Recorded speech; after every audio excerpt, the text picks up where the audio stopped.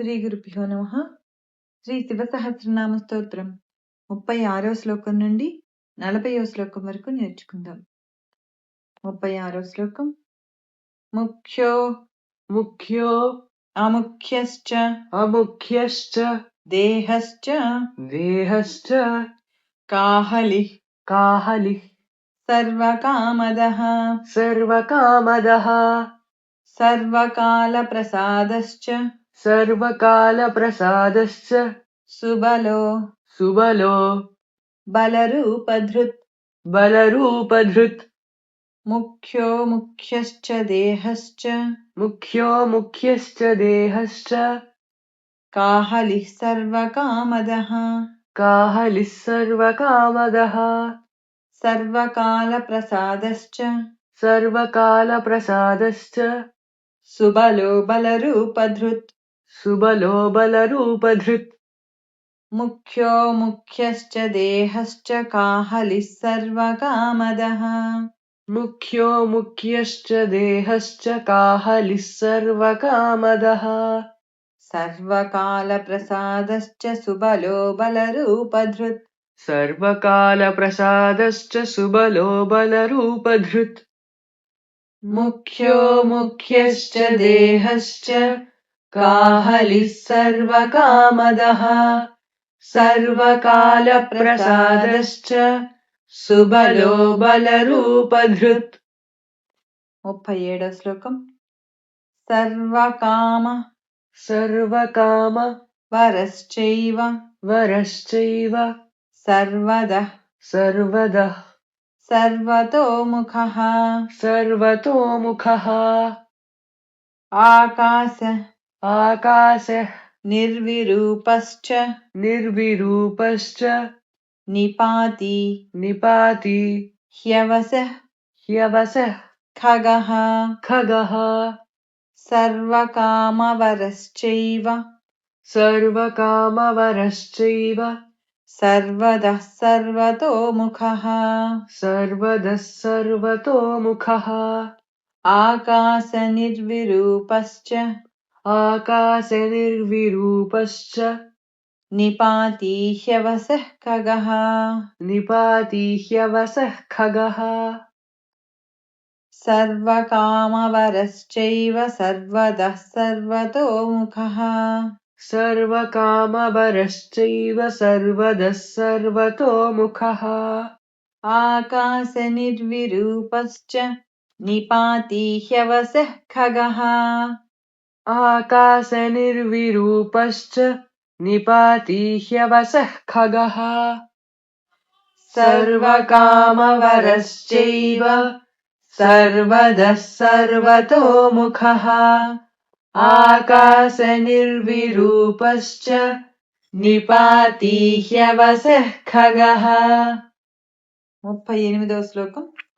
రౌద్రరూపో రౌద్రరూపో అంసురాదిత్యో అంసురాదిత్యో బహురశ్మి బహురశ్మిః సువర్చసి సువర్చసి వసువేగో వసువేగో మహావేగో మహావేగో మనోవేగో మనోవేగో నిశాచరః నిశాచరః.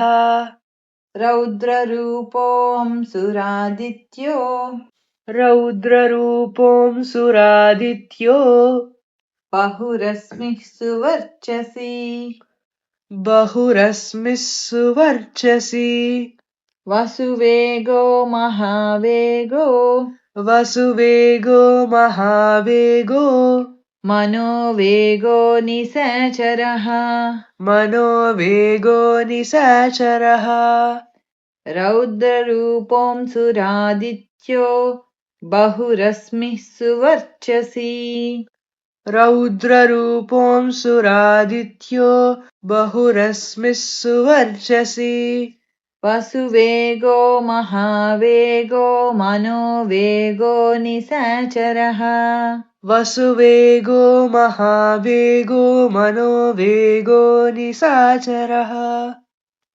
రౌద్రరూపోऽంసురాదిత్యో बहुरश्मिः सुवर्चसि वसुवेगो महावेगो मनोवेगो निशाचरः 39వ శ్లోకం సర్వవాసి सर्ववासी శ్రియావాసి श्रियावासी ఉపదేశకరో उपदेशकरो కరః करः మునిరాత్మ मुनिरात्मा నిరాలోక निरालोकः సంభగ్నశ్చ सम्भग्नश्च సహస్రదః सहस्रदः సర్వవాసి శ్రియావాసి सर्ववासी श्रियावासी ఉపదేశకరో కరః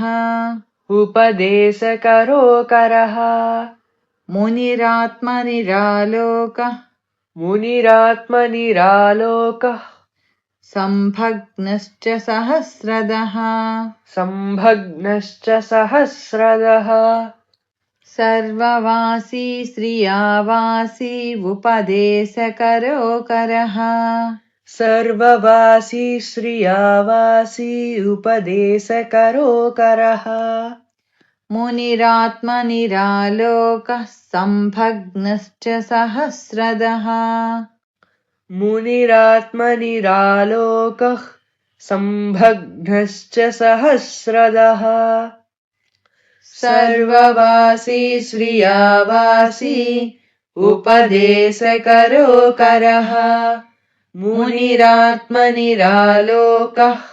सम्भग्नश्च सहस्रदः 40వ శ్లోకం పక్షీ చ पक्षी च పక్షరూపశ్చ पक्षरूपश्च అతిదీప్తో अतिदीप्तो విశాంపతిః विसम्पतिः ఉన్మాదో उन्मादो మదనః मदनः కామోః कामो అశ్వత్థో अश्वत्थो అర్ధకరో యసః अर्थकरो यशः పక్షీ చ పక్షరూపశ్చ पक्षी च पक्षरूपश्च అతిదీప్తో విశాంపతిః अतिदीप्तो विसम्पतिः ఉన్మాదో మదనః కామో उन्मादो